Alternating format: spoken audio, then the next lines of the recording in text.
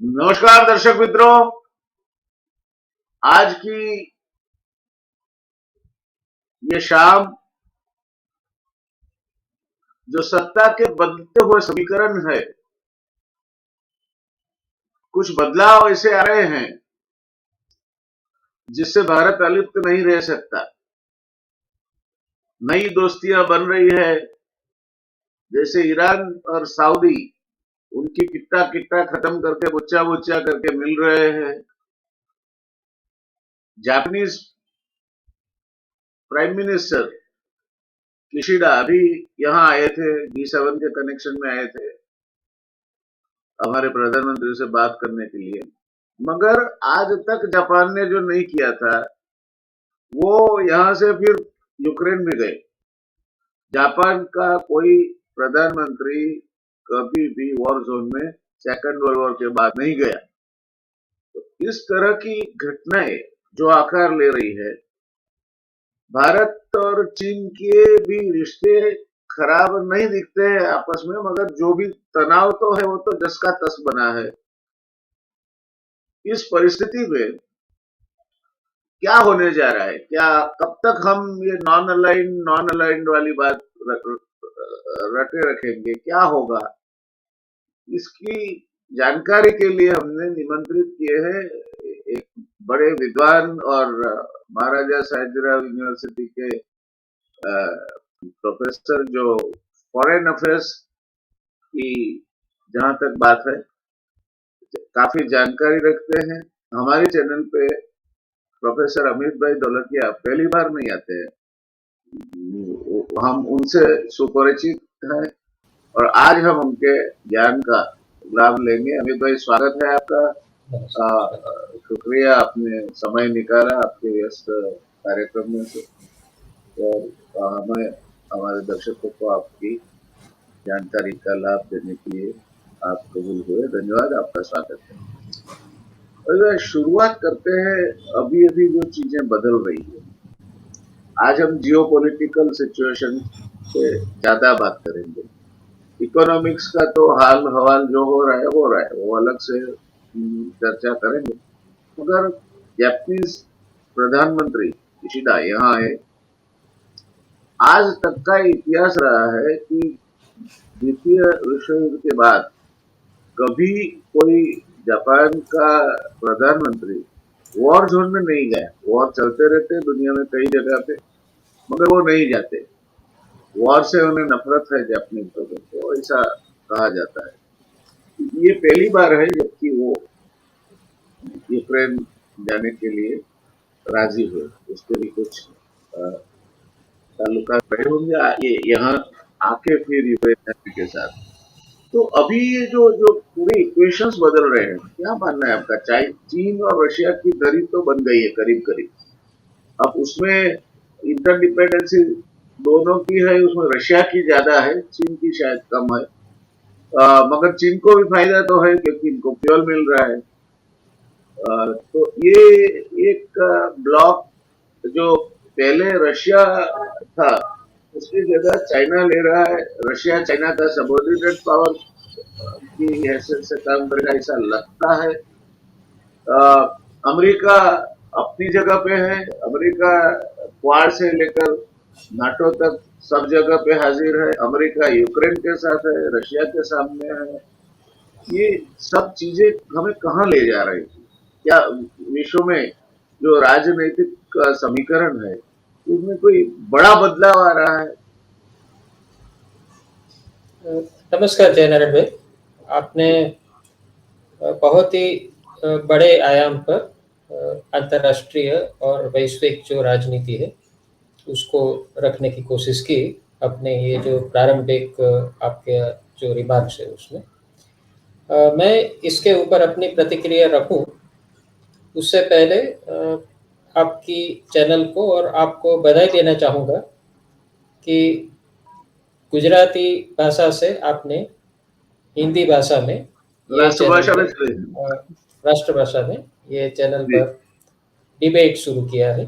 जी इससे गुजराती जानने वाले लोग तो इसको सुन ही पाएंगे, बट साथ साथ भारत में और भारत के बाहर जो भारत के और विश्व के अलग-अलग विषय हैं, जिनके बारे में आपसे जानना भी चाहते हैं और आपके जो गेस्ट जी आते हैं, उनसे भी जानना चाहते जी हैं, उनको इसका जी। अच्छा लाभ मिलेगा। आपकी अभी बात आपने जो बिल्कुल सही है बताया अमित भाई। हमारे जो पड़ोसी राज्य है और खास करके राजस्थान, हुँ, मध्य प्रदेश और हुँ, हमारे जो अमेरिका या यूरोप में लोग रहते हैं, उनमें उनसे भी हुँ, खासे तीन तीन अंकों में हमारे हुँ, ये हुँ, चैनल देखने वाले लोग हैं। उन सबका सुझाव था कि अगर आप हिंदी में करो तो अच्छा रहेगा। हमें हुँ, हम हुँ, समझ लेते हैं हुँ, गुजराती, पर उतनी सही। आसानी से नहीं समझ लेते। और हमारे गुजराती भाइयों का तो हिंदी हुँ, में, हिंदी फिल्म इंडस्ट्री में सबसे हाँ, बड़ा हुँ, कंट्रीब्यूशन जो किया है, तो हम हुँ, लोग हिंदी हुँ, जानते हैं। हुँ, हुँ, तो इस वजह से ये हुँ, चेंज हमें करना पड़ा और अच्छा ही जा रहा है जो भी हमें फीडबैक मिल रहा है। हुँ, तो हुँ, धन्यवाद आपकी शुभकामनाओं के लिए। और आने हुँ, वाले समय में भी आप हमारे हुँ, मदद में या आपके ज्ञान बांटने में ज़रूर। हमारे चैनल पे उपस्थित रहेंगे, वो अपेक्षा के साथ मैं आपको आपका अभी शुक्रिया। इसके साथ-साथ मैं एक अपना क्लैरिफ़िकेशन भी दे दूँ कि जी, हो सकता है कि हिंदी में कुछ गलतियाँ भी हो जाएँ कोई बात और नहीं। पूर्ण रूप से मैं हिंदी में शायद ना भी बोल पाऊँ, तो यू मैं कैन समझता हूँ कि इंग्लिश, बीच बीच में हुँ, आप अंग्रेजी आई नो, शब्द का इस्तेमाल यस, कर सकते हैं। Yes, yes. और आज की भारत की जो स्थिति है, उसमें ये इंग्लिश भाषा ज़्यादा चलती है, हिंदी हाँ, इंग्लिश इंग्लिश ज्यादा मिक्स चलता चलता है है। जी। और अभी तो वो एक तरह से ऑफ़िशियल स्वरूप भी पकड़ रहा है कि बहुत सारे हिंदी न्यूज़पेपर्स ने अंग्रेजी शब्दों का प्रयोग शुरू कर दिया है, इवन गुजराती न्यूज़पेपर्स में भी बहुत सारे अंग्रेजी शब्दों का प्रयोग हो रहा है और at the same time English की डिक्शनरी में भी बहुत सारे हिंदी शब्द आ गए हैं। तो आज का जो माहौल है, उसमें शायद ये हिंदी और इंग्लिश को मिश्र रूप से हम प्रयोग करते सम्मिश्रण हैं। हो रहा है। Yes, yes. अ, तो आपने जो बात रखी, वो बहुत ही आज के समय में एक सबके लिए एक महत्वपूर्ण बात है।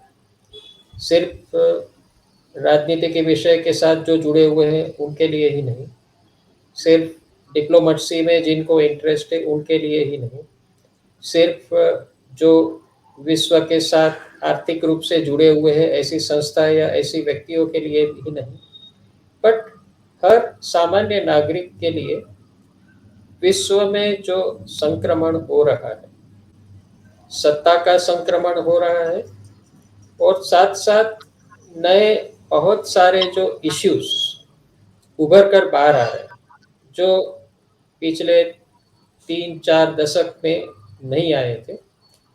तो एक तो जो घटना हो रही है वो ये है कि reconfiguration of power, if not redistribution of power, वो वैश्विक स्तर पर ऑलरेडी हो चुका है। उसके एविडेंसेस शायद देने की भी ज़रूरत नहीं है। पिछले 15-20 साल में हमने स्पष्ट रूप से देखा है कि 1945 से लेके 1990 तक और 1991 से लेके लेट अस से अराउंड 2010 तक जो सत्ता का जो पावर का कॉन्फ़िगरेशन था, वो बदल चुका है और बदल रहा है और आगे भी बदलेगा, ये स्पष्ट है। तो जो एक सिस्टमिक कॉन्टेक्स्ट है, क्योंकि कोई भी देश अपनी विदेश नीति बनाता है, तो वो एक उसमें जो फैक्टर्स होता है, जो महत्वपूर्ण जो उसका एक डिटरमिनिंग जो एक फैक्टर है, वो है उसकी अंदर की परिस्थिति। लेकिन उतना ही महत्वपूर्ण फैक्टर है कि बाहर की जो परिस्थिति है, वो जो वैश्विक स्तर पर जो परिस्थिति है वो। तो विदेश नीति का जो जो फॉर्मुलेशन होता है, उसमें ये अंदरूनी फैक्टर्स और जो वैश्विक फैक्टर्स, दोनों एक दूसरे के साथ जुड़ते हैं और अपने राष्ट्र के हित में कोई भी देश उस समय की जो परिस्थिति होती है उसको ध्यान में रख के बेस्ट पॉसिबल सिनारियो के और वो आगे बढ़ता है। हो सकता है कि उसमें गलतियां हो जाती है क्योंकि वो सिनारियो को अच्छी तरह से समझना, चॉइस अच्छी तरह से करना वो हर वक्त संभव नहीं होता है, लेकिन उस समय की जो प्रवर्तमान स्थिति होती है उसमें कोई भी देश है वो प्रयत्न करता है कि मेरा जो फॉरेन पॉलिसी का चॉइस है उस समय एक्शन लेने का जो चॉइस है वो देश के हित में हो। अभी आपने जो बताया कि विश्व में क्या हो रहा है, ये सबसे बड़ा महत्वपूर्ण प्रश्न है। तो पहली बात तो मैंने कह दिया कि रिकॉन्फ़िगरेशन ऑफ पावर हो रहा है। नाउ इसको अगर मैं थोड़ा ज़्यादा इसके बारे में ज़्यादा विगत से मैं बताऊं तो बायपोलैरिटी से यूनिपोलैरिटी से मल्टीपोलैरिटी की ओर हम जा रहे हैं। 1945 to 1990 broadly was a period of bipolar configuration of power, जिसमें it was not perfectly balanced between US and USSR, but ठीक है, एक ठीक ठाक बैलेंस दोनों के बीच में रहा। फिर यूनाइटेड स्टेट्स की यूनिपोलैरिटी लगभग 10-15 तक साल तक टिकी और सबको लगा कि अभी यूनाइटेड स्टेट्स ही है जो पूरी दुनिया को नियंत्रित करेगा और अमेरिका के हित के हिसाब से लगभग बाकी के सभी देशों को चलना पड़ेगा। रशिया लगभग खत्म हो चुका था सोवियत यूनियन के विघटन के बाद। लोगों को लगा कि अभी वो कभी वापस उभर नहीं पाएगा, लेकिन चाइना का जो इमरजेंस है एज अ ग्लोबल पावर, शांति से उसने 30 साल काम किया, कोई ज़्यादा शोर शराबा नहीं किया, ये काम कर रहा था तब, लेकिन काम ऐसा पक्का किया कि आर्थिक व्यवस्था हो, टेक्नोलॉजी का क्षेत्र हो, सॉफ्ट पावर का क्षेत्र हो, मल्टीलेटरल इंस्टीट्यूशंस है जो वैश्विक स्तर पर, उस सब में पार्टिसिपेशन का सवाल हो, या बायलैटरल रिलेशनशिप्स हो चाइना की दूसरे कंट्रीज के साथ। ये सभी क्षेत्रों में चाइना ने एक लॉन्ग टर्म स्ट्रेटेजी के तहत जो काम किया और अपनी कैपेबिलिटी का उसने विकास किया, उससे सडनली पिछले 10 साल में सबको ये रियलाइजेशन हो गया कि अभी चाइना इतनी बड़ी शक्ति बन गया है विश्व में कि उसके प्रेफरेंसेस को, उसके इंटरेस्ट्स को, उसके पॉसिबल फ्यूचर एक्शंस को ध्यान में लेना सबके लिए अनिवार्य है। You can not ignore China any more when you are planning any policy move, any action at the global level, even where China is not directly involve. अगर चाइना सीधे से इन्वॉल्व नहीं है तो भी आपको सोचना पड़े कि इसके बारे में चाइना की प्रतिक्रिया क्या हो सकती है। तो एक तरह से कहा जाए तो जो यूएस सेंट्रिक वर्ल्ड ऑर्डर था, जिसमें सबको अमेरिका के लिए सोचना पड़ रहा था पहले कि अमेरिका क्या मानता है, अमेरिकन प्रेसिडेंट की इसके बारे में क्या सोच हो सकती है, डिपार्टमेंट ऑफ स्टेट का रिएक्शन इसके बारे में क्या हो सकता है, अमेरिका का कौन सा इंटरेस्ट ये इश्यू में इन्वॉल्व है, ऐसा जो हम पहले सोचते थे, उसकी जगह पर अभी हम एक चाइना सेंट्रिक पूरी वर्ल्ड ऑर्डर की ओर आगे बढ़ रहे हैं ऐसा लग रहा है। मैं ऐसा नहीं कह रहा हूं कि ये वर्ल्ड ऑर्डर चाइना सेंट्रिक हो गया, लेकिन अभी चाइना इतनी बड़ी शक्ति हो गया है कि अमेरिका को भी अपने ज्यादातर जो पॉलिसीज है वो चाइना को केंद्र में रखे हुए ही उसका गर्दर करना पड़ता है। तो एक जो बहुत ही मेजर चेंज हुआ है वो not only emergence of China as a global power, regional power तो वो था ही, लेकिन रीजनल में से ग्लोबल पावर जो बन गया है वो एक बहुत बड़ी वैश्विक स्तर पर घटना है। दूसरी जो बात है वो ये है कि इंडिविजुअल कंट्रीज हो, मल्टीलेटरल ऑर्गेनाइजेशंस हो, या कोई भी और विश्व की व्यवस्था हो, उस सब में आपको चाइना को साथ में लेना पड़ रहा है, या तो फिर चाइना का इसके बारे में क्या मंतव्य, क्या उसकी प्रतिक्रिया होगी, उसको आपको ध्यान में रख के ही आपकी कोई भी पॉलिसी और आपके एक्शन का प्लानिंग करना पड़ रहा है। तो ये reconfiguration of power is I think a major change at the global level. मुझे लगता है मैं अभी यहाँ पर अपनी बात को समाप्त करता हूँ, क्योंकि इसके जी बहुत सारे आयाम हैं जिसके ऊपर अगर जी, बात करने लगेंगे तो शायद 2 घंटे भी कम पड़ेंगे, लेकिन मैं सही आपकी है। ओर वापस आऊंगा so that you can raise the next query. आपने अमित भाई एक मुद्दा बहुत अहम उठाया। किसी भी देश की जो विदेश नीति है वो अपने खुद के जो इंटरेस्ट है, अपनी खुद की भलाई जिसमें है, उसको आगे बढ़ाने में लगती है।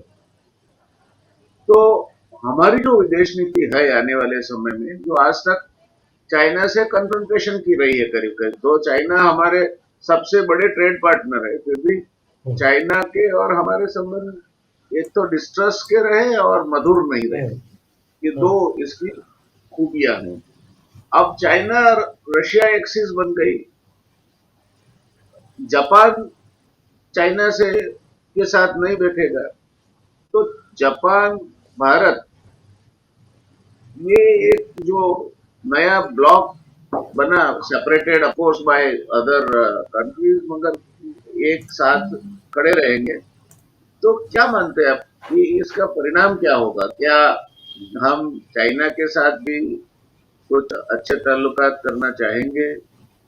क्या हम अमेरिकन ब्लॉक में जुट जाएंगे? क्या होगा हमारा? कुछ बातें बहुत स्पष्ट रूप से बाहर आ रही है। अगर हम पिछले 7-8 साल का के और अगर दृष्टि डालें और भारत की विदेश नीति की जो दिशा रही है ये पिछले 7-8 सालों में, कि और जो श्री जयशंकर हमारे जो विदेश मंत्री है उन्होंने भी ये शब्द का प्रयोग किया है कि हम नॉन अलाइनमेंट से मल्टी अलाइनमेंट की ओर जा रहे हैं। और ये मल्टी अलाइनमेंट में जो अन्य देश जिसके साथ भारत के इतने घनिष्ठ संबंध नहीं थे कोई भी स्तर पर, स्ट्रेटेजिक लेवल पर, इकोनॉमिक लेवल पर या डिप्लोमेटिक लेवल पर, वो सभी देशों के साथ अभी हम समान रूप से अपने संबंध को विकसित कर रहे हैं। इसका एक पॉजिटिव आयाम भी है कि ये हम कर रहे हैं तो इसके पीछे कोई शत्रु राष्ट्र को कंटेन करने के लिए ये कर रहे हैं, या तो चाइना को इन पर्टिकुलर उसकी जो थ्रेट है इंडिया की ओर, उसका सामना करने के लिए अपनी क्षमता विकसाने के लिए कर रहे हैं। हर वक्त ऐसा नहीं है। जो भी ये मल्टी अलाइनमेंट की पॉलिसी हमारी डेवलप हो रही है, और ये मल्टी अलाइनमेंट में पहले सिर्फ ग्रेट पावर के साथ हमारे रिलेशनशिप्स पर हमने ध्यान दिया था, जिसमें मुख्य रूप से United states, USSR and Russia, United kingdom, France वगैरह का समावेश होता था, और साथ में जो हमारे पड़ोसी राज्य है सब, पाकिस्तान, श्रीलंका, चाइना, बांग्लादेश इत्यादि पर भी हमने ध्यान केंद्रित किया था। अभी जो पिछले 7-8 साल में, और थोड़ा लंबा समय ले तो पिछले हम कह सकते हैं कि 15 साल में भी, एक तो साउथ ईस्ट एशिया, और साउथ ईस्ट एशिया के जो देश है वो सभी देशों के साथ बायलैटरली और आसियान कंट्रीज के साथ मल्टीलेटरली रिश्ता घनिष्ठ करने के लिए हमने विशेष प्रयास किए हैं, और उसको पहले लुक ईस्ट और बाद में एक्ट ईस्ट का नाम दिया गया। साथ साथ में Asia Pacific region, Australia, New Zealand, Fiji का जो एरिया है उस पर भी पहले ध्यान केंद्रित नहीं किया था। The very fact that Japanese prime ministers visit follows closely the visit of Australian Prime Minister about a fortnight back. It is indicative of the fact that both Asia Pacific and the Far East Asia region are also becoming prominent in the larger foreign policy framework of India. जी Australia के साथ भी आप देखे जाए तो पहले आर्थिक संबंध लगभग विकसित ही नहीं हुए कुछ ज्यादा, एक्सेप्ट कोल और एक दो और आइटम्स को हम उसको वहां से इंपोर्ट कर रहे हैं, लेकिन जो भी संभावनाएं थी भारत और ऑस्ट्रेलिया के संबंध की वो विकसित नहीं हुई थी। उसी तरह से जापान के साथ भी ऐसा ही रहा था कि जो भी संभावना थी strategic, economic, diplomatic, cultural ties की, वो विकसित नहीं हुई थी। तो अभी जो भारत की विदेश नीति में हो रहा है वो ये है कि हम अलग अलग प्रदेश के साथ विश्व में हम अपनी अपनी जो रिलेशनशिप है उसका बहुआयामी विकास कर रहे हैं। उसमें सिर्फ आर्थिक या स्ट्रेटेजिक मैटर सम्मिलित नहीं है, परंतु people to people contact, cultural contacts और एक लंबी दूरी का रिश्ता बनाने का एक परिप्रेक्ष्य शामिल है। तो यूरोप में भी हमने देखा कि हमारे प्रधानमंत्री ने नॉर्थ यूरोप की भी मुलाकात की, जो ज्यादातर हमने कभी स्कैंडिनेवियन कंट्रीज की और इतने ध्यान से नहीं देखा था, लेकिन वहां पर भी वो गए, डेनमार्क गए, स्वीडन गए। इसी तरह से फार ईस्ट एशिया में, साउथ ईस्ट एशिया में, एशिया पैसिफिक में और कुछ हद तक इवन सदर्न अमेरिकन कॉन्टिनेंट पर भी हम ध्यान दे रहे हैं। और मिडिल ईस्ट और वेस्ट एशिया में तो बहुत बड़ा परिवर्तन भारत के संबंध में आया ही है। तो एक जो सबसे ऊपर का जो परिदृश्य हमें दिख रहा है भारत की विदेश नीति में पिछले कुछ सालों में, वो ये रहा है कि हम एक मल्टी अलाइंड फॉरेन पॉलिसी की ओर जा रहे हैं। साथ साथ ये भी स्पष्ट है कि कोई भी एक अलायंस में हम परमानेंटली जुड़ना नहीं चाहते हैं, बल्कि भारत की जो एक फंडामेंटल प्रिंसिपल है हमारी विदेश नीति कि हम कोई भी मिलिट्री अलायंस का हिस्सा नहीं बनेंगे, वो आज भी बरकरार है।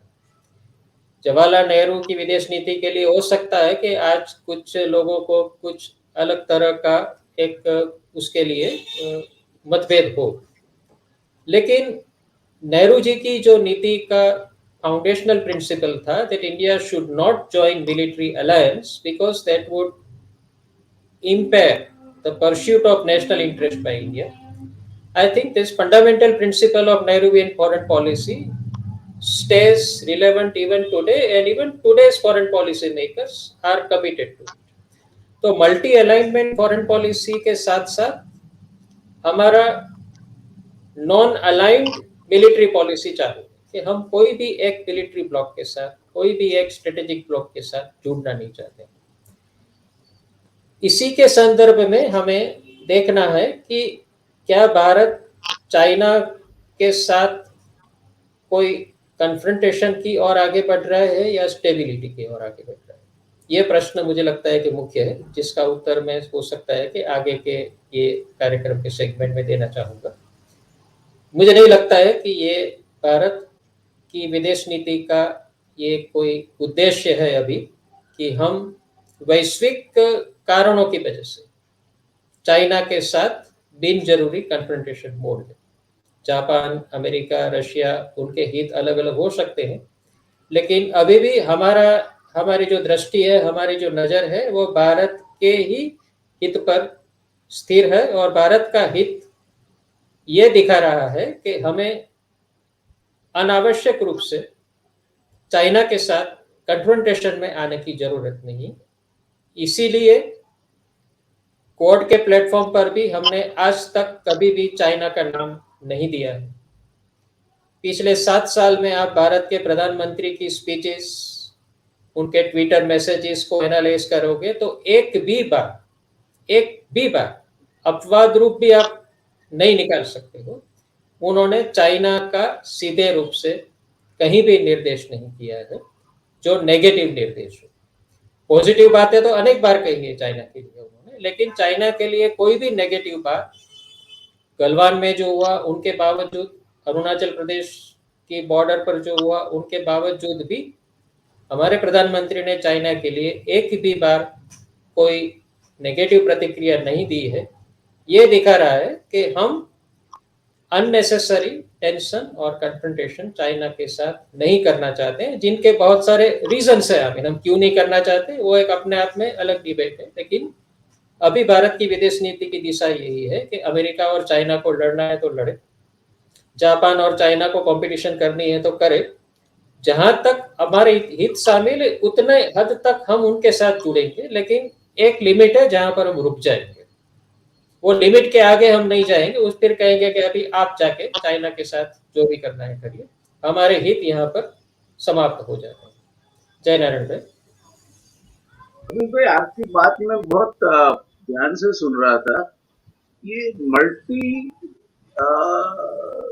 नोडल अलाइनमेंट की आप जो बात कर रहे हैं, देखिए नॉन अलाइनमेंट विश्व था तब भी पंडित जी खुद, नासर, टीटो, सुकार्नो बहुत दिग्गज नेता वैश्विक फलक में थे और जिनका वहां होना मायना रखता था। न उनके खुद के देश पे उनका प्रभाव था, मगर विश्व में भी इनका कहीं ना कहीं कुछ प्रभाव पड़ता है। आज की परिस्थिति वो नहीं है और आज की परिस्थिति में हम वो मल्टी नोडल थियरी को स्वीकार करें जो अभी भारत कर रहा है। भारत रशिया से भी अच्छा संबंध रख रहा है, चाइना से भी हमारे कोई संबंध बिगड़े नहीं है। वो चाइना कुछ भी करता है तो वो चल रहा है और अमेरिका के साथ जुड़े बिना हमारा कोई चारा नहीं। तो ये परिस्थिति में एक वो देश जिसकी करेंसी अभी गिरती जा रही है, जिसके foreign exchange reserve down trend दिखा रहे हैं, जिसका विदेश व्यापार 2% से भी कम है, तो उस डायरेक्शन में से भी फॉरेन एक्सचेंज आने की कोई उतनी ज्यादा गुंजाइश नहीं है। इस परिस्थिति में भारत कब तक अपने आप को एक ये मल्टी नोडल सिचुएशन में रख पाएगा? क्या ये पॉसिबल है? अगर पॉसिबल है तो इसके क्या फायदे नुकसान हो सकता है? जैसे पाकिस्तान है, पाकिस्तान का खुद की position Jio political and Jio physical दोनों पोजीशन में पाकिस्तान को दोनों हाथ में लड्डू है। तो चाइना भी उसको खिलाता है, अमेरिका भी खिलाता है, जरूरत पड़ने में रशिया भी खिलाता है। तो पाकिस्तान का केस जो है वो करीब अलग केस है, इसके साथ हम नहीं हमारी कंपैरिजन करेंगे। मगर क्या आपको लगता है कि भारत इस तरह की नीति लेकर चल सकता है कि हमारी विदेश नीति ऐसी होगी कि हमारे देश के जो अग्रिमता है, देश के जो हमारे इंटरेस्ट है, उनको मद्देनजर रखते हुए हम मर्यादित संबंध आपके साथ रखेंगे? एक समय ऐसा आएगा जब ये मर्यादित संबंध इतने स्ट्रेन हो जाएंगे कि नहीं चल सकते। ऐसा नहीं लगता आपको? नहीं, आपने बहुत ही जो बात कही है वो विश्व में भी इसकी चर्चा हो रही है और विशेष रूप से अमेरिका के जो स्ट्रेटेजिक सर्कल से उसमें चर्चा हो रही है। एक तरह से देखा जाए तो आज की परिस्थिति में कुछ हद तक वो ही प्रेशर हम उसका अनुभव कर रहे हैं जिसका अनुभव पंडित जवाहरलाल नेहरू ने भारत आजाद हुआ उस समय किया था। उस समय भी बहुत बड़ा प्रेशर था कि आप, अमेरिका की ओर से वो प्रेशर था कि आप हमारे साथ जुड़ जाओ और आप भी डेमोक्रेसी है, हम भी डेमोक्रेसी, और दुनिया में सबसे बड़ा जो थ्रेट है अभी वो कम्युनिस्ट सोवियत यूनियन का और उसके साथ जुड़े हुए ऑल कम्युनिस्ट कंट्रीज का है। और अगर आप हमारे साथ जुड़ेंगे तो आपको मिलिट्री रूप से भी एक सिक्योरिटी अम्ब्रेला हम प्रदान करेंगे, साथ साथ में आर्थिक रूप से, टेक्नोलॉजी के स्वरूप में भी हम बहुत सहाय करेंगे। भारत का सद्भाग्य है कि नेहरू जी ये ट्रैप में नहीं पड़े, और अगर हम इस ट्रैप में पड़ते तो हो सकता है कि भारत की आज की जो स्थिति है वो बहुत ही शायद नाजुक होती अगर उस समय हम कोई एक पर्टिकुलर अलायंस में जुड़ जाते। मुझे लगता है कि उस समय जो आर्ग्यूमेंट्स थी भारत की कि हम कोई एक अलायंस में नहीं जुड़ेंगे, अमेरिका का हो या सोवियत यूनियन का हो। बाद में इंदिरा जी को कुछ कॉम्प्रोमाइज इसमें करना पड़ा, क्योंकि भारत की जो आसपास की जो स्थिति थी, प्रादेशिक स्थिति थी, उसमें बहुत ही बदलाव हुआ बांग्लादेश के युद्ध के समय। तो उनके पास कोई चारा भी नहीं था सिवा के सोवियत यूनियन के साथ एक इनडायरेक्ट, मिलिट्री नहीं लेकिन पॉलिटिकल अलायंस करने का। लेकिन आज भारत की स्थिति ऐसी नहीं है कि we are under any particular compulsion to align with one or the other country. दूसरे के साथ तो अलाइनमेंट का सवाल ही नहीं है, चाइना और रशिया की जो दरी है उसके साथ, क्योंकि उनके साथ तो हमारा एक ऑनगोइंग डिस्प्यूट चल रहा है। तो बहुत सारे लोग ऐसा मानते हैं कि इस स्थिति में भारत के साथ पास सिर्फ एक ही विकल्प बचा है कि हम अमेरिका लेड अलायंस में जुड़ जाएं, और एशिया में अमेरिका के जो मित्र राष्ट्र है, जापान, ऑस्ट्रेलिया, साउथ कोरिया, उन सबको हम अपने भी मित्र बना लें, और एटलीस्ट एशिया में भारत एक बैलेंस ऑफ पावर बनाने के लिए we will play America's game in Asia to maintain a balance of power against China and Chinese advance in partnership with Japan, South Korea, and Australia. We are not falling into this trap. And I must commend the makers of India's foreign policy for not falling into this trap. बहुत सारे आकर्षण हैं America के जुड़ने के लिए, और America के जुड़ने के बाद बहुत कुछ हमें प्राप्त हो सकता है, जो शॉर्ट टर्म कोई भी पॉलिटिशियन के लिए विश्व को और अपनी प्रजा को दिखाने के लिए एक बहुत बड़ी चीज होती है कि देखो मैं अमेरिका से ये लेके आया, वो लेके आया। लेकिन इस तरह का अलायंस अमेरिका के साथ करना, जो एक बाइंडिंग अलायंस है जिसमें अमेरिका जो कहेगा वो ही हमें बोलना पड़ेगा, करना पड़ेगा, वो अलायंस भारत की लॉन्ग टर्म ग्रोथ के लिए और लॉन्ग टर्म इंटरेस्ट के लिए बहुत ही नुकसानकारक है। इसीलिए अमेरिका हमसे खुश नहीं। पिछले एक साल में भी आप देखो तो भारत ने यूनाइटेड नेशंस की सुरक्षा समिति का अध्यक्ष पद संभाला, तब से अमेरिका को इच्छा थी कि ये अध्यक्ष पद का आप उपयोग करो चाइना के खिलाफ, रशिया के खिलाफ, यूक्रेन वाले मुद्दे में अध्यक्ष होने के बावजूद भारत एब्सटेन हुआ, नहीं करेंगे। जब अमेरिका की इतनी बात है, कई सारी बात है कि जिसको हमने स्वीकारा नहीं, हमने ना बोल दिया है, हम नहीं करेंगे। इवन WTO में भी जो ट्रेड के निगोशिएशन चल रहे हैं, सबसे बड़ा डिस्प्यूट भारत और अमेरिका के बीच में अभी ट्रेड इश्यूज पर है और WTO के इश्यूज पर। लेकिन Bharat, India is standing on it's ground, it's not falling under pressure from United States.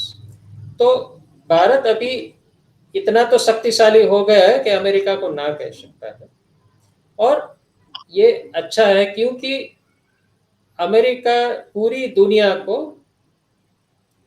अपनी नजरिए से देखता है और पूरी दुनिया अपने ही नजरिए से चले, ऐसी इसकी अपेक्षा हमेशा रही।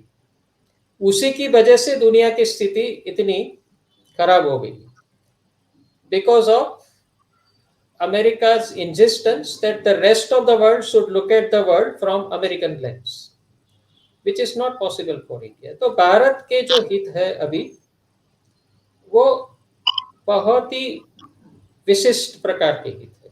हमारा सबसे बड़ा हित ये है कि क्रॉस बॉर्डर जो सिक्योरिटी थ्रेट्स है, टेरिटोरियल सिक्योरिटी थ्रेट्स है, पाकिस्तान की ओर से और चाइना की ओर से, उसको हम कंटेन कर पाए।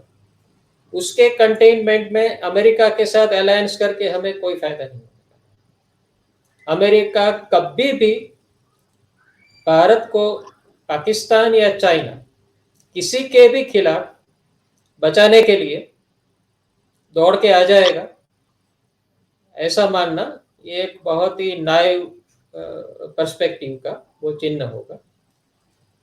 America has never defended any country unless its own interests are directly involved. ये अमेरिका की विदेश नीति का एक बहुत ही स्पष्ट उसका रुझान रहा है कि जहां तक मेरे हित सीधे रूप से इन्वॉल्व नहीं है तब तक मैं कोई भी कंट्री के साथ मिलिटरीली में उसमें कभी इन्वॉल्व नहीं होता हूँ। और वैसे भी अमेरिका की विदेश नीति ने अभी बाइडेन ने स्पष्ट रूप से उनका जो डॉक्यूमेंट आया है उसमें भी इसका निर्देश किया गया है कि फ्यूचर में अमेरिका कभी भी कोई भी ग्लोबल कॉन्फ्लिक्ट में मिलिटरीली इंटरवीन नहीं करेगा, क्योंकि अफगानिस्तान और इराक की जो दुर्घटना हुई अमेरिका की विदेश नीति में, वो दोनों दुर्घटना स्वरूप रहे अमेरिका के लिए। उसके बाद ये it has drawn this lesson that I should not get involved militarily into other countries' affairs. तो जहां तक मिलिट्री थ्रेट का सवाल है भारत की और पाकिस्तान और चाइना दोनों की ओर से ये मिलिट्री थ्रेट है, स्ट्रेटेजिक थ्रेट है, हमें उसका सामना करना पड़ेगा। अमेरिका उसमें कोई हमारी मदद नहीं कर सकता। ज्यादा से ज्यादा शस्त्र दे सकता है, टेक्नोलॉजी दे सकता है, लेकिन वो वैसे भी हम अपने देश की इंडिजिनाइजेशन की हम अपनी परियोजना बना रहे हैं कि जिससे हमें कोई भी देश पर निर्भर न रहना पड़े वेपन्स या तो मिलिट्री टेक्नोलॉजी। उसका टाइम लगेगा ऑफ कोर्स, वो कोई 5 साल में होने वाली बात नहीं। तो जो मल्टी अलाइनमेंट की पॉलिसी, आपका जो प्रश्न था कि is it going to be possible for India to stay multi aligned and resist attempts to join America led block in Asia, I think it is very much going to be possible. And let me tell you that though we have a running dispute with China, we are also simultaneously sharing lot of commonality with China. इसीलिए तो China के साथ इतना बड़ा अपना trade है जिसको हम डिस्टर्ब नहीं करना चाहते। आज तक एक भी ऐसा policy related action government of India की ओर से नहीं आया है जो ऐसा दिखा रहा है कि गवर्नमेंट ऑफ इंडिया ये ट्रेड को कम करना चाहती है। वो ये दिखा रहा है कि we are okay, I mean border dispute है लेकिन we want to remain engage with China. और ये एंगेजमेंट सिर्फ ट्रेड में नहीं है। एससीओ की समिट मीटिंग अभी भारत में होने वाली है। भारत सिर्फ G20 का चेयरपर्सन नहीं है इस साल, वो सांघाई कोऑपरेशन ऑर्गेनाइजेशन का भी चेयरपर्सन है। और हर्षपूर्वक वो पुतिन और जिनपिंग को भारत में वो लाना चाहेगा। और एससीओ जो बेसिकली चाइना और रशिया का एक मल्टीलेटरल फोरम है, उसमें भी हम अपनी जो भूमिका है वो सक्रिय रूप से बजाना चाहते हैं। उसी तरह से हम ब्रिक्स में भी मेंबर हैं। ब्रिक्स बैंक के भी हम बहुत एक्टिव सदस्य हैं, क्योंकि हम चाहते हैं कि सब कुछ अमेरिका डोमिनेटेड ना हो जाए पूरी दुनिया में। ऐसा एक भारत का लक्ष्य भी है, उद्देश्य भी है कि अगर सब कुछ अमेरिका डोमिनेटेड और वेस्ट डोमिनेटेड हो जाएगा तो भी वो विश्व के लिए अच्छी बात नहीं है। तो ये जो मल्टी अलाइनमेंट की पॉलिसी और उसके साथ साथ जो बात हो रही है वो है मल्टीपोलरिटी इन द वर्ल्ड। हमारे लिए जो अच्छा संयोग हुआ है वो ये है कि अमेरिका का पावर भी धीरे धीरे डाउन हो रहा है, इट्स डिक्लाइनिंग। और विश्व में पावर का एक मल्टीपोलर डिस्ट्रीब्यूशन हम देख रहे हैं। और सिर्फ भारत नहीं, फ्रांस भी अभी अमेरिका से थोड़ा डी अलाइन हो रहा है और जर्मनी भी थोड़ा डी अलाइन हो रहा है। सिर्फ जापान और यूके ऐसे कंट्री है कि जो एक सैटेलाइट की तरह चिपके हुए हैं कि नहीं, हम अमेरिका से दूर कहीं नहीं जाएंगे। मोस्ट इंटरेस्टिंगली साउथ कोरिया, वो भी थोड़ा अभी अपना एक स्वतंत्र स्टैंड लेने लगा है। तो भारत जैसे बड़े देश के लिए तो ये हमेशा संभव होगा ही कि हम अपनी स्वतंत्र स्टैंड ले। तो बेसिकली मैं जो देख रहा हूँ वो ये है कि our policy is going to be issue based. हमने कोई ऐसा एक परमानेंट कोई ऐसा अपना वो बना नहीं लिया है कि हम हमेशा अमेरिका जापान की धरी के साथ रहेंगे, सही हो या गलत हो। हम अपने इंटरेस्ट को ध्यान में रखते हुए, जो पर्टिकुलर इश्यू हो उसको ध्यान में रखते हुए, और मोस्ट इंपॉर्टेंटली उस समय की परिस्थिति को ध्यान में रखते हुए, हमारा जो फायदा है उसको देखते हुए कोई एक पर्टिकुलर अलायंस में ज्वाइन नहीं करेंगे। और we will try to cleverly negotiate the multipolarity and the multipolar distribution of power in the world in such a depth way that we are able to protect our interests best. अभी हमारी जो विदेश नीति है वो protective है। हम अभी वो स्थिति में नहीं आए हैं कि हम एग्रेसिवली अपने आप को विश्व में आगे बढ़ाने के लिए अलग अलग फोरम्स पर अलग अलग दिशाओं में कार्य करें। हम अभी अपना एक जगह बनाना चाहते हैं। अपनी जो जगह है उसमें हम एक प्रोटेक्टिव वॉल बनाना चाहते हैं। अपनी अंदरूनी कैपेसिटी बनाना चाहते हैं, इकोनॉमिक कैपेसिटी और टेक्नोलॉजी कैपेसिटी। वो जब एक बार आ जाएगा तब शायद हम कन्फ्रंटेशनिस्ट मोड में जाने के लिए हो सकता है कि तैयार हो। लेकिन अब भारत की विदेश नीति कन्फ्रंटेशनिस्ट मोड में जाने के लिए तैयार नहीं है। और पाकिस्तान के साथ भी वो कन्फ्रंटेशन का मोड हो या चाइना के साथ भी वो कन्फ्रंटेशन का मोड है, हम वो लेने के लिए तैयार नहीं। इसलिए अमेरिका ने बहुत बार ललकारा, फिर भी आज तक हमने यूनाइटेड नेशंस में भी चाइना का नाम नहीं दिया है, क्वाड में भी चाइना का नाम नहीं दिया है, और G20 में भी हम चाइना का नाम नहीं देंगे। उसमें भी हम चाइना को लाना चाहते हैं और सम्मान पूर्वक G20 की जो प्लेटफॉर्म है उधर चाइना को हम बैठाना चाहते हैं। ये हमारी विदेश नीति के लोगों ने अमेरिका को भी स्पष्ट कर दिया है। जय नारायण। अभी तो आपने जो बात कही वो काफी, मैं मानता हूं कि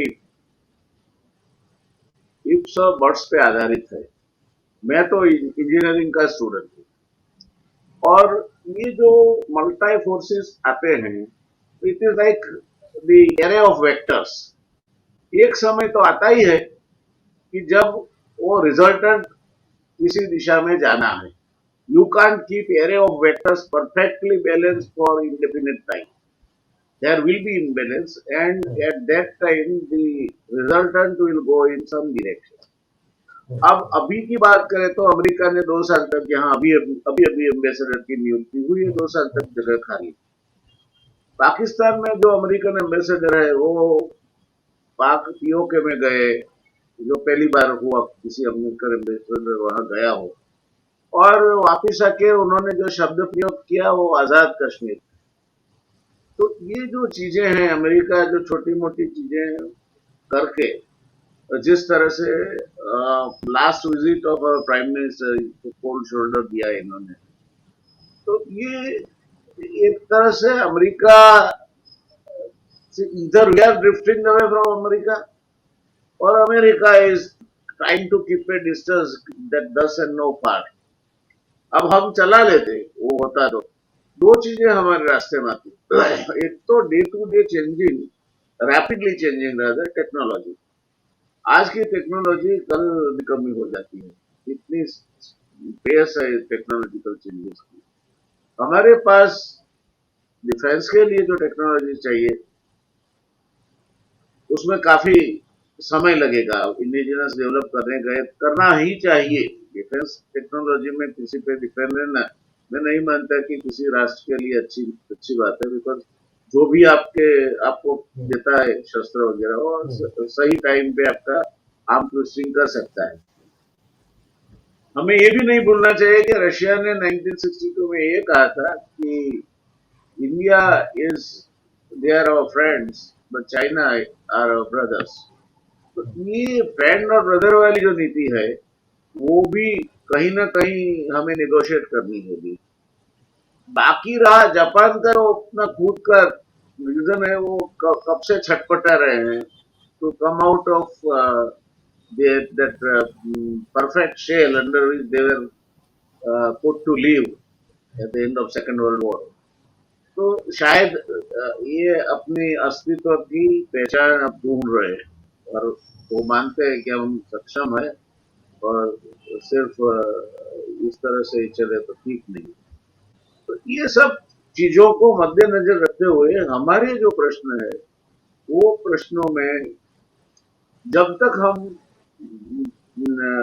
कृषि को अच्छी तरह से नहीं बढ़ाते, चाइना से हम आज इंपोर्ट करते हैं, इंपोर्ट सब्स्टिट्यूशन के लिए टेक्नोलॉजी चाहिए वो डेवलप नहीं करते, तब तक पर फोर्स हमें या तो चाइना पे डिपेंड रहना होगा या अमेरिका पे डिपेंड होगा। $5 बिलियन के हम ये लैपटॉप मंगवाते हैं चाइना। अब लैपटॉप में कौन सी वो है, आप सिक्योरिटी कंडीशन में क्यों नहीं रह सकते, असेंबल देम तो आहिस्ता आहिस्ता आपकी वो बैकवर्ड लिंकेजेस भी खड़ी हो जाएगी। मगर समहाउ इस दिशा में हो नहीं रहा, और उनका उन्होंने इन्होंने पूरा जो चल रहा है उसको बिगाड़ा है। इस देश की जो औद्योगिक स्थिति है उसमें पहले small scale industries definition was linked with the investment in plant and machinery and at the highest it was 50 lakhs। अब इन्होंने टर्नओवर के साथ जोड़िए 250 करोड़। ना उसका मतलब ये हुआ कि जो जो लोअर रंग स्मॉल एंड माइक्रो इंडस्ट्रीज है जो एम्प्लॉयमेंट काफी जनरेट करती है उनका तो मृत्युदंड लगा है, और बाकी जो लोग हैं वो उनके उनकी प्रायोरिटी है। तो ये जो चीजें हैं कहीं ना कहीं हमारी विदेश नीति के रास्ते में भी आएगी। अगर हमें टेक्नोलॉजी चाहिए, हमें कोई एड चाहिए, या हम एक्सपोर्ट के लिए या किसी कोई ट्रेड ब्लॉक के लिए प्रयत्न करें, तो क्या होगा हमारा? क्योंकि आज तो पूरी दुनिया मार्केट है। चाइना के कंपैरिजन 79 में चाइना और हम ग्रोथ वाइज एक साथ थे। आज चाइना करीब करीब 1/5 ऑफ द वर्ल्ड ट्रेड का शेयर उसके पास है और हमारे पास 1/50 है, लेस देन 2%। तो ये इनक्वालिटीज है। आपने बात बहुत सही की, हमें ये करना चाहिए, मतलब पैसा कहाँ से आएगा इसको? ये आपने जो बात कही है वही है जो पूरी विदेश नीति का अपना हार्द है कि unless you generate capabilities and multi-dimensional capabilities, I mean, you are going to be dependent in one way or the other on one or the other great powers. और कोशिशें नहीं हो रही ऐसा मैं नहीं कह रहा हूँ, लेकिन शायद कमिटमेंट में कुछ कमी है वो कोशिश होगी, या तो दिशा जो ले रहे हैं हम उसमें मैं शायद मानता हूँ समझ पुनर्विचार में करने कुछ की कमी जरूरत है। जो पॉलिसियां तय होती है है। उसमें ग्राउंड लेवल पे क्या परिस्थिति है। आप गुजरात की बात देखें, हम तो गुजरात की बात करें, गुजरात मॉडल की आजकल काफी चर्चा होती है। जब गुजरात अलग स्टेट बना, we were 8th industrialized state in the country. From there to number 2 and eventually number 1, हम आए स्मॉल एंड माइक्रो इंडस्ट्रीज की वजह से। निर्मा का पहला कंपनी का कैपिटल था 1.5 लाख। पहली फैक्ट्री जो उन्होंने बनाया उसका इन्वेस्टमेंट था लेस देन 4 lakhs। वहां से निर्मा बना, वहां से रिलायंस बना। निर्मा की स्थिति तो लाख से भी नीचे था इन्वेस्टमेंट, क्योंकि उस समय पे पावर से अगर आप डिटर्जेंट नहीं बनाते हो तो 45-50% जो एक्साइज ड्यूटी लगती थी वो नहीं लगती थी। तो that was there saviour. Cadila, Torrent, Lupin, लाइफिन, डॉल्फिन, रसना, वाडीलाल, ये सब माइक्रो इंडस्ट्रीज में से ग्रेजुएट होके स्मॉल बने, स्मॉल में से ग्रेजुएट होके आज बड़ी इकाइयां बने। तो हम अगर ये खेती बंद कर देंगे, छोटे उद्योगों को प्रोत्साहन देने की, या हम ये सोच के चलेंगे कि टर्नओवर से हम ये टर्नओवर बेस्ड जो जब से डेफिनेशन आई है ना, small scale industry is being slaughtered every day. आज more than 60% small and micro units are closed and we should prefer the labour oriented industry, not the capital oriented industry. उसकी जहाँ जगह है, चाहे पेट्रोलियम रिफाइनरी बना दे, आप small scale में नहीं बना सकते। तो जो चीजें हैं उनके लिए वो ठीक है, करें, उनको प्रोत्साहन देना चाहिए, मदद करना चाहिए, मगर सिर्फ उनसे ही हमारी औद्योगिक विश्व में पहचान बनेगी। आज भी 35% direct exports come from small scale sector. If the good supplied to major sector, अगर बाय स्मॉल सेक्टर काउंट किया जाए तो small scale sector account for 50% of our manufactured goods. अब वो उसको हम मार देंगे तो क्या होगा? हमारा कपड़ों का उद्योग जो है बांग्लादेश चला गया, ताइवान चला गया, या वियतनाम चला गया। कहीं ना कहीं नहीं लगता है आपको कि पॉलिसी मिसमैच है? I fully agree with you. Policy से भी ज़्यादा प्रायोरिटीज का इशू है। हमें बहुत जल्दबाजी नहीं करनी है ग्रेट पावर करने के लिए। क्या होता है कि एक समय आता है सबको लगता है कि बस, और बहुत सारे लोग भारत में मानने भी लग गए हैं कि हम विश्व गुरु बन गए हैं। मुझे लगता है कि अभी भी हमारी विदेश नीति है वो ज़्यादा डिफेंसिव और प्रोटेक्टिव होनी चाहिए, क्योंकि अभी तक वो समय नहीं आया है, हमारे पास वो ताकत नहीं है, अंदरूनी ताकत नहीं है जिसके आधार पर हम अपना इन्फ्लुएंस ग्लोबल लेवल पर सही मायने में बढ़ा सकते हैं। एक होता है कि चलो सॉफ्ट पावर है या तो थोड़ा बहुत एक कल्चरल डिप्लोमेसी है जिसके पिक्चर्स हम दिखाते रहते हैं कि चलो यूनाइटेड नेशन से इंटरनेशनल योगा डे डिक्लेयर कर दिया तो भारत कितनी महासत्ता के रूप में देखो भारत की बात मानी जी जाती है, लेकिन ये तो चलो ठीक है, पब्लिक कंजम्पशन की बात होती है। रियल पावर के जो सोर्सेस है वो जो आपने बताया वो अभी भी बड़ी लंबी हमारी यात्रा बाकी है उस मकाम तक पहुंचने की जब हम कह सकते हैं कि we are truly now capable of influencing the global affairs. तो पहला तो मैं अभी भी मानता हूं कि हमारा जो परिप्रेक्ष्य है वो ज्यादा अंदरूनी होना चाहिए बाह्य परिप्रेक्ष्य की जगह। जी लोगों को ये बात थोड़ी अच्छी नहीं लगेगी, but we need to be more inward looking at this juncture than outward. जी क्यों? सबसे बड़ी समस्या है पूर्णतः सहमत हूँ मैं आपके साथ। अंदरूनी है, और उसमें पहला आपने आर्थिक जो बात कही वो तो सही ही है, लेकिन उससे भी बड़ी समस्या है हमारी सामाजिक और राजनीतिक। जब तक हम एकजुट नहीं होंगे सामाजिक रूप से तब तक कुछ भी हम नहीं कर पाएंगे विदेश नीति के क्षेत्र में, कुछ भी नहीं कर पाएंगे, बल्कि it will always be a drag on our forward march at the global. Our democracy needs to be strengthened not just in terms of institutional operations, but in terms of genuine commitment to democratic principles by all political parties and all our leaders. अब ये मैं बहुत ही sophisticated वे में कह रहा हूँ, लेकिन आप इसके सूचितार्थ समझ सकते हैं। जी और साथ साथ में जो हमारे सोशल इंडाइसिस है, सोशल जस्टिस के जो इंडाइसिस है, उसके ऊपर भी काम करने की जरूरत है। सिर्फ विश्व के सबसे धनिक लोगों की यादी में भारत के 5-6 लोग आ गए, उससे भारत महासत्ता नहीं बनेगी जब तक अंतिम व्यक्ति तक, अंत्योदय की जो हम बात करते हैं, जो महात्मा गांधी ने की और इवन दीनदयाल उपाध्याय जी ने भी की। गांधी जी ने कहा था कि अंतिम छोर पे जो बैठा है उसको मद्देनजर रखते हुए आपका जो प्लानिंग है उसको यस, तो उसमें हमें विश्व से मदद चाहिए। आर्थिक रूप से विकास करना है, उसमें मदद चाहिए विश्व से। टेक्नोलॉजी के क्षेत्र में विकास करना है, उससे मदद चाहिए। और बेहतरीन डेमोक्रेसी बनेंगे तो हमारी लेजिटिमेसी बनेगी विश्व में, हमारे आवाज की भी एक वजन रहेगी। हम है ही अच्छी डेमोक्रेसी, लेकिन इससे भी और अच्छा बनना है, सामाजिक रूप से भी अच्छी सोशल डेमोक्रेसी भी बनना है। तो विदेश नीति का जो अपना प्रायोरिटी है वो मैं मानता हूँ technology, economic growth and trying to get the best global support for our education sector, for our social sector, वो होना चाहिए। हम क्यों फिनलैंड के साथ हम क्यों एजुकेशन रिलेटेड कोई कोलैबोरेशन के लिए हम विचार नहीं किए? वो भी एक विदेश नीति का बात है।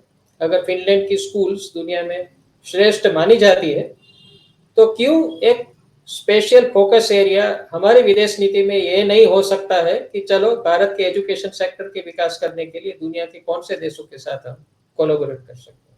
क्यों हम हमेशा बड़ी-बड़ी बातें सोचते हैं, चाइना, पाकिस्तान, आप नहीं मानते ये कि सब? ये जो है आपकी बात बहुत अच्छी है, मगर इसमें हमने ये जो स्प्रेडेड टू थिंग, एक तो जो हमारी इंस्टीट्यूट्स ऑफ एक्सेलेंस थी, जैसे एमएस यूनिवर्सिटी की बात करें तो 12 गुजरात में जो पास करेगा उसको ही एडमिशन मिलेगा वाली बात करके इन्होंने सब भट्टा बिठा दिया। जो क्वालिटी थी, जो लोग आते थे ओवरसीज एजुकेशन के लिए लोग आते थे, सबका सत्यानाश हो गया। अब ये प्राइवेट एजुकेशन के नाम से प्राइवेटाइजेशन है।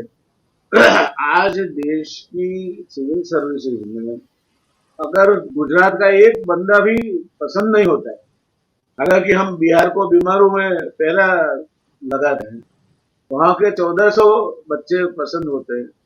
तो ये कौन सी नीति है एजुकेशन के लिए? हम या तो समझते नहीं। दूसरी बात मैं आपसे गाइडेंस लेना चाहूंगा, वो ये है कि आज भी हमारी इज्जत आबरू फॉरेन एक्सचेंज रिजर्व में बची हुई है थोड़ी बहुत ही, तो रेमिटेंसेस की वजह से बची हुई, क्योंकि हम कोई बड़ा तीर नहीं मार लेने वाले हैं एक्सपोर्ट्स। अब वो 1 करोड़ से ज्यादा लोग जहां रहते हैं, जिस देशों में रहते हैं, जिन कम्युनिटीज के बीच में रहते हैं, उनके साथ यहाँ आप पंगा खड़ा कर रहे हो। आपने कभी सोचा इनको भगा दिया जाएगा वहां से? ये 2% रिजर्व वाला बात आया ना, अहमदाबाद में ही मेरे एक दोस्त है, उनके दोनों बेटा और बहू दोनों वापस आते हैं। उनको बोला कि अभी हमें जरूरत नहीं, हमें रिजर्व कोटा बनना है। तो ये कौन सी नीति है हमारी, जो एक और से फॉरवर्ड जाए, 4 और से वापस खींची जाए? एक हमें हमें कोई चारा नहीं है फॉरेन एक्सचेंज रिजर्व को ठीक किए बिना। एक्सपोर्ट से वो ठीक नहीं होंगे, वो भी निश्चित बात है। हम हमारी एनर्जी इंपोर्ट कम नहीं कर पाएंगे। अब एनर्जी इंपोर्ट कम होती है, ज्यादा होती है, end use to the consumer तो वही मिलता है। जो पेट्रोल और डीजल का भाव बढ़ा दिया सो बढ़ा दिया। आज आप रशिया से जो भाव में ले रहे थे, क्यों हमारे पेट्रोल और डीजल के दाम कट के आधे नहीं हो जाते? तो ये सब चीजें हैं कि ये नीतियों पे असर करते हैं। हमारी विदेश नीति तब सफल होगी जब देश में हम सफल होंगे। तो हम देश में निष्फल हो रहे हैं। हमारा जो प्लेटफॉर्म है जिससे हमारा अंतरिक्षयान जाना है, वो प्लेटफॉर्म में कहीं वॉबलिंग है, और अंतरिक्षयान को हम बढ़ा चढ़ा के कलर करने में लगे हैं। तो इससे तो कोई फायदा नहीं है। हम यहाँ देश में इसे पंगे लगाते हैं कि जिसकी वजह से और भी देश को नुकसान, बिना समझ। अब मैं नाम नहीं लेना चाहूंगा, मगर एक सज्जन ने बोल दिया, सज्जन अथॉरिटी में थे, कि जब ये 370 का बात आया कि पाकिस्तान अगर नहीं देगा आजाद कश्मीर वाली इनकी जो बात है, वो पाक ऑक्युपाइड कश्मीर खींच के लेंगे, तो किसी ने पूछा कि चाइना के पास भी कश्मीर का भाग है, क्या करोगे आप? तो सज्जन ने बिल्कुल बहादुरी से जवाब दिया कि उनसे भी हम हाथ मरोड़ के लेंगे, छोड़ेंगे नहीं। हम किसी से नहीं डरते हैं दुनिया में। अब ये जो गर्जनाएं है ना, वो इन ए सिक्योर्ड माहौल with the audio system playing to your tune अच्छी लगती है। But what happened? Next day our foreign minister had to fly to China, and the Global Times then reports that India had given some assurances. क्यों करते हैं हम लोग? Are we not clear? देश की विदेश नीति क्या है, उसे देश के लोगों के साथ बांटो, इनको एजुकेट करो। आपके घरेलू प्रश्न क्या है? आप की जो खाद्य तेल है, फॉर एग्जांपल 20 किलो प्रति हेड इसका कंजम्पशन हर साल में हो गया, पहले 5 किलो था। तो एजुकेट करें कि भैया ये खाद्य तेल आपको 5 किलो से ज्यादा नहीं, देश हित में नहीं यूज करना है। अगर आपके पास कैडर है एंड यू क्लेम कि आपके पास ग्रास, तो कैडर का मतलब ये नहीं होता आप कुर्सी बचाए रहे, कुर्सी तो बची रहेगी, मगर देश के लिए क्या कर रहे हो आप? ये तेल खाना कम करने की बात क्यों नहीं कर रहे? काफी 60% of oil is being imported, huge cost. એટલે આ બધી બાબતોમાં there is a clear disjunct between the policy at home and the dreams of foreign policy that we have. I fully support your statement that we must have this kind of relations. We should not fall in one block. We should have multi-nodal, multi-dimensional. But ध्यान उसके साथ साथ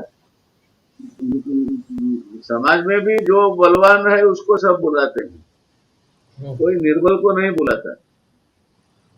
तो बलवान कब बनेंगे हम? आर्थिक तरीके से, आर्थिक नजरिए से। सही बात है, और I cannot agree more with what you have summed up. चिंता होती है कभी कभी कि भारत का भविष्य, हमारी ये महान देश का भविष्य क्या होगा? जिस तरह से सोशल मीडिया में हेटफुल कमेंट्स पढ़ता हूँ, जी और वो हेटफुल कमेंट्स सिर्फ ट्रोल्स के द्वारा नहीं होती है। बड़े जिम्मेदार पद पर बैठे लोग भी कभी-कभी ऐसे हेटफुल कमेंट्स करते हैं सोशल मीडिया में, unmindful of the consequences that sir, their ये हमारे words दुश्मन का भी have on काम हो society. सके। 400-500 लोगों को आप एम्प्लॉय कर लो एंड सही बात। Feed the fuel to this fire. ये हमारे दुश्मन का काम भी हो सकता है। Yes, absolutely, absolutely. तो हमें जो केयरफुल रहना है वो देश की अंदरूनी जो स्थिति है उसमें केयरफुल रहना है। उतना ही केयरफुल रहना है जितना केयरफुल हम चाइना और पाकिस्तान के लिए। जी देश के अंदर के ये जो दुश्मन है, जो देश की एकता को निर्बल बनाने की कोशिश कर रहे हैं, सामाजिक ऐक्य को, सांप्रदायिक ऐक्य को जो नुकसान करने की कोशिश कर रहे हैं, उन तत्वों से भी इतना ही सावध रहने की ज़रूरत है जितना हम चाइना और पाकिस्तान के खिलाफ सावध रहने के लिए कोशिश करते हैं। बहुत बड़ा प्रश्न है, बट ज़रूर कभी-कभी नहीं, चिंता प्रयत्न होती करना चाहिए। प्रश्न है। इस की देश के लिए स्वीकृति, चिंता होती है, इस देश एक के आप नवयुवानों स्वीकृति के लिए करो चिंता होती समस्या की, वही उसके सॉल्यूशन की ओर जाने के लिए कुछ राह है। सही, दिखाती है आपको। आप सही। स्वीकृति ही नहीं करो, दैट ऑस्ट्रिच अप्रोच कि आप सर गाड़ दो हुँ, सैंड में और तूफान हुँ, चला हुँ। गया, ऐसा नहीं है। एब्सोल्यूटली, तो ऐसा मैं नहीं है। आपसे पूर्णतः सहमत हूँ कि विदेश नीति हमारी ठीक से गढ़ी जानी चाहिए। ये जो हम एक या दूसरे ब्लॉक में नहीं पड़े, दुनिया के सबसे, अब तो we are the highest populated country in the world, so largest democracy in the world in terms of numbers, we have to go from largest to the strongest. और ये भी बात से आपकी सहमत हूँ कि we are an inward looking economy. हमारी बाजार इतनी बड़ी है, India is the single largest free market in the world. कृषि हमें अभी भी सपोर्ट किए हुए है, हमें खाने के लिए भीख मांगने की जरूरत नहीं। तो कई चीजें ऐसी है, कई चीजें ऐसी है जो देश के हित को नुकसान करती है। तो विदेश नीति एक और आप बनाओ, और दूसरी ओर ये देश में चलने दो। मैं मानता हूँ कि सरकार को भी दोनों मुद्दों पे ध्यान देना चाहिए, और दोनों मुद्दों पे सख्ती से काम लेना चाहिए। वेल मीनिंग कमेंट्स है, तो अगर कोई करता है तो उससे आप उसमें से बोल लो ना, उससे नाराज क्यों होते, सीखेंगे हम, ठीक है। हुँ, मगर आपने बहुत बिल्कुल सही किया कि जब आपका घर सलामत नहीं, घर ठीक नहीं है, तो आप युद्ध के मोर्चे पे क्या करोगे? क्या पड़ोसी से लड़ना भी आपके लिए काफी नहीं है। हुँ। तो अमित भाई, काफी बातें आपने कही, और मैं समझता हूँ कि कुछ ऐसे पहलू विदेश नीति जो अभी तक चर्चा में नहीं आए थे, आपने बहुत dexterously, I would say, like a diplomat, you have placed them before the audience। और मैं मानता हूँ कि यही तो चीज है जिसके लिए हम आपके कायल हैं। तो हम करते रहेंगे आपको। ठीक है। आगे चल के भी कई मुद्दे हैं विदेश नीति के, और मजा आया, आपने हमारे लिए समय निकाला, दर्शक मित्रों मेरा के भी लिए एक भी। सौभाग्य रहा कि आपके साथ ये धन्यवाद, संवाद करने का मौका धन्यवाद, मिला, और भविष्य में धन्यवाद, भी ज़रूर ऐसे मौके की तलाश में रहेंगे। नमस्कार। धन्यवाद। दर्शक मित्रों, આ હતા આપણા MS યુનિવર્સિટી વડોદરાના સિનિયર પ્રોફેસર અને વિદેશ નીતિને લગતી બાબતોના નિષ્ણાત પ્રોફેસર અમિતભાઈ ધોળકિયા। એક સૌમ્ય માણસ, સૌમ્ય રીતે પણ વાત કરી શકે છે, એનું આદર્શ ઉદાહરણ અમિતભાઈ છે। જરા પણ ક્યાંય પણ કોઈ એક શબ્દ ખોટો મેં અમિતભાઈના મોંમાંથી નીકળતો સાંભળ્યો। That is one thing I am trying to learn out of। तो ये जो चीजें हैं, हम मिलेंगे फिर से, कई चीजें हैं, ये तो चलने वाला है। आने वाले जो 10 साल है, इस देश के लिए, विश्व के लिए काफी अफरा तफरी के का समय होने वाला है। तो मिलते रहेंगे हम। आशा करें कि हमारा देश तरक्की करे, हमारी विदेश नीति की विश्व में तूती बोलती हो, और हम एक बलवत्तर देश बनकर ये भूमंडल पे छाए रहे। इसी शुभकामनाओं के साथ आपसे अलविदा कहता हूँ। नमस्कार। मिलेंगे कल फिर एक नए विषय के साथ। और वो विषय तो आप जानते हैं, शनिवार है। शनिवार को हमारा विषय होता है ज्योतिष। ये समय नवरात्रि को मद्देनजर रखते हुए कुंजिका स्तोत्र, अर्गला स्तोत्र, दुर्गा सप्तशती वगैरह क्या है, ये खास करके ये जो चैत्र नवरात्रि है वो उपासनाओं के लिए अच्छी नवरात्रि है। आनंद प्रमोद की नवरात्रि, खुशी से उपासना करने की नवरात्रि शारदीय नवरात्रि। ये व्रत तप जप आया के लिए अच्छी नवरात्रि मानी जाती है। और बाकी की दो गुप्त नवरात्रि है तो हम इसकी चर्चा में नहीं जाते। पर ये समय के सैटरडे को देवी उपासना और नवरात्रि उसको मद्देनजर रख के चर्चा करेंगे। आपको शायद मालूम होगा हमारे प्रधानमंत्री सिर्फ पानी पे रह के नवरात्रि करते हैं। उनकी उतनी देवी में श्रद्धा है और होनी भी चाहिए। उसके सामने हमारे गृह राज्य में माँ अम्बा के प्रसाद में उनकी अशात ना हो, वैसे चिक्की का वितरण भी होता है। अभी भी चिक्की का वितरण वहां से पूरा संपूर्ण पूर्णतया बंद नहीं हुआ है। माई भक्ति बात मगज में ठान के चले कि नवरात्रि के दरमियान जैसे हम माँ को भोग धराए तो मोहनथाल का ही धराए। चिक्की तो अशातना करती है क्योंकि आप मूंगफली को क्रश करते हैं।